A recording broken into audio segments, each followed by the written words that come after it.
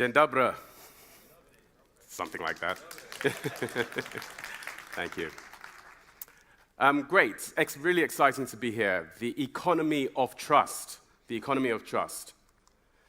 If we're going to build an economy on trust, then it behooves us to ask the question, what is trust? Now, if you go to dictionary definitions, what you essentially get is information about confidence and the degree of certainty around what we have about things. So, I posit that when you really get down to the core of it, what trust is information. That's important. Trust is information. Trust is data. And more importantly, the currency of trust is data. Data is also IP that can be financialized.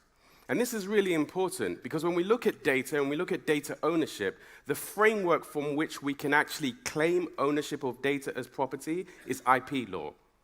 So data as IP is a really significant piece of information when it comes to trust. And when it comes to trust, what we're essentially saying is that we need to have confidence in information about things so that we can trust them. So we see that the information that we're making those judgments on is quintessential to our ability to be able to trust that. Data in of itself, however, is a fundamentally new type of asset class. Now, I know we hear this all the time, that data is the new oil and data is the oil of the 21st century, and even that data is a new currency. But I think, you guys are all very technical people, and when you look at it, this combination of fungibility and rivalry, the unique thing about data as a resource is that it is non-rivalrous.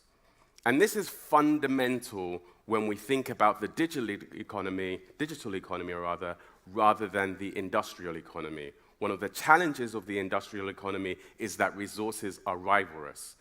With the digital economy, when we think of data as a resource, yes, we can introduce scarcity to it, but the fundamental fact of it is that it is non-rivalrous. And I stress this point particularly here at Impact CEE, because when we think about sustainability and we think about the digital economy as an underpinning of the trust economy, then the fact that we have a non-rivalrous resource means that we can actually have perpetually expanding growth. This is not possible in an industrial context. So, data is really the key to all of this. And the realities that we're now starting to see is that data is becoming more valuable than money.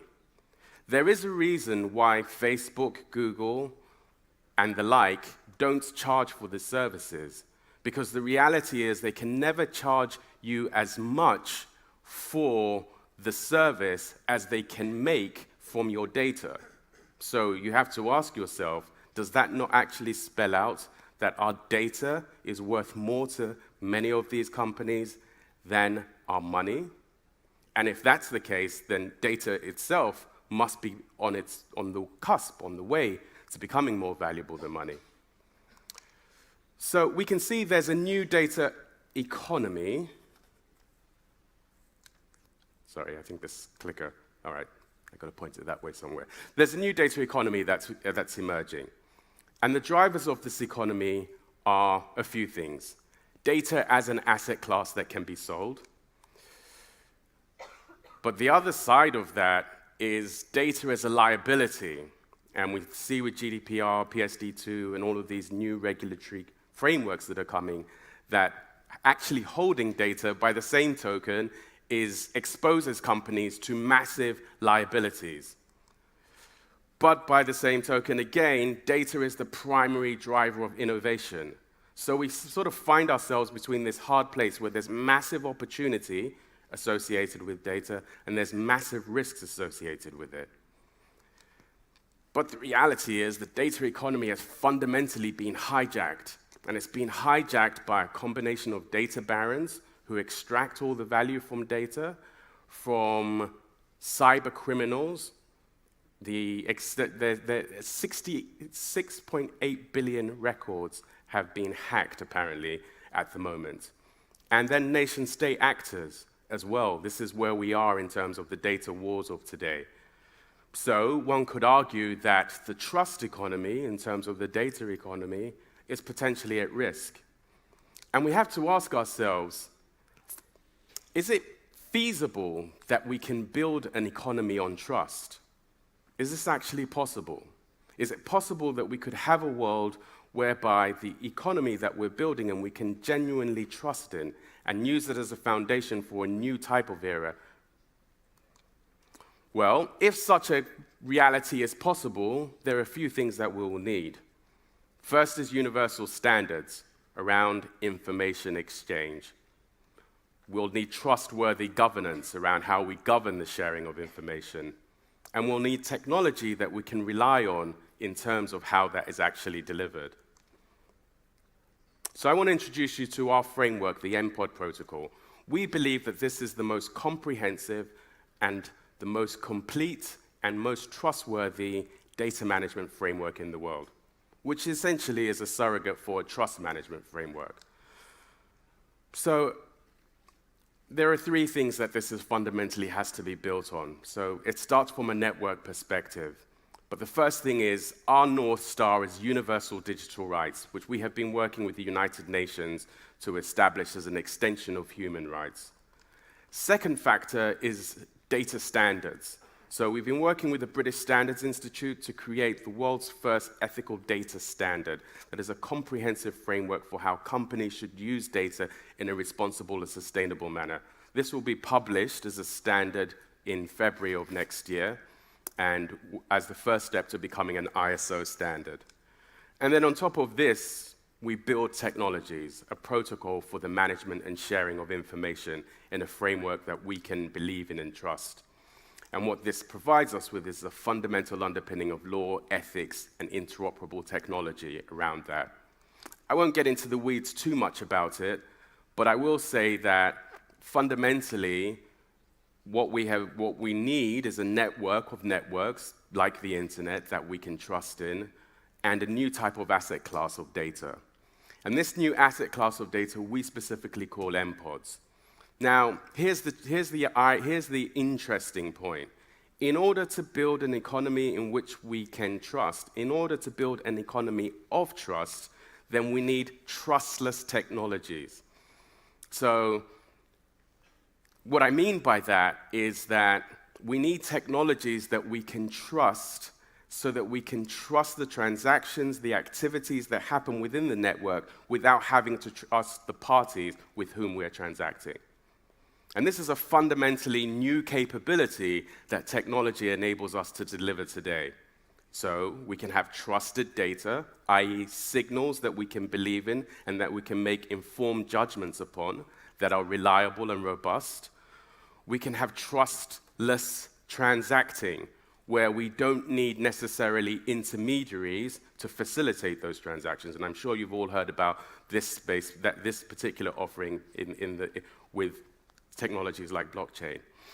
But the really important one is that we can now have trustless data sharing, which means that we can trust our data to represent us, to enforce our rules, whether that's as individuals or enterprises, on our behalf, without having to trust third parties to abide by them.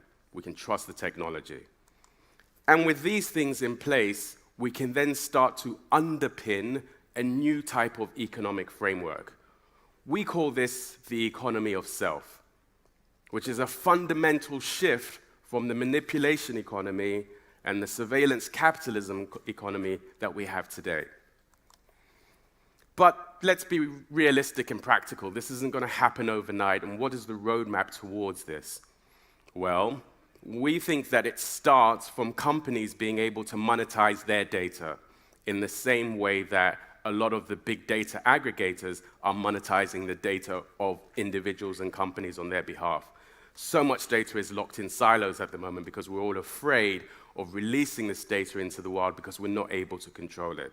But the technology enables us to do that now in a way that we as businesses, as individuals, as corporations, can now be in control of our data and be able to realize a new revenue stream from that. And that's fundamental because data-driven businesses are the future. This first phase here will move then to a stage that then starts to involve customer data. And when customer data comes into play, it becomes more complicated with things like GDPR and privacy rules and protection, but it becomes more feasible. And eventually we get to a state where consumers are able to engage. But effectively, the most important thing is that this curve here represents the growth of the digital economy. It represents the growth of the overall trust economy, the overall growth of the macro economy. But the numbers are also really important. So there's this new framework emerging, and the data standard we established with the British Standard Institute is around data-intensive organizations. It's a big data standard for data-intensive organizations.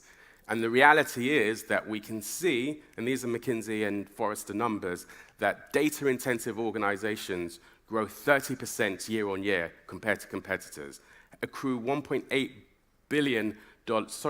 trillion in value over competition per year, and are 22 times more likely to recruit new customers than the status quo. So the stakes are high. You cannot afford not to become a data-intensive organization, to become a data-driven organization. And in order to establish an economy of trust, the fundamental underpinnings of it are going to be data in which we can trust, around which we can make intelligent decisions. As an organization, both the Internet Foundation and metaMe, we have established an alliance to help us propagate this new framework for managing information and building this trust economy. We call this META, the MetaNet Ethical Technology Alliance. And if anyone is interested in learning more about that, or would like to know more about how we can use these technologies to establish an economy of trust, then please feel free to reach out to me at the details here. Thank you very much.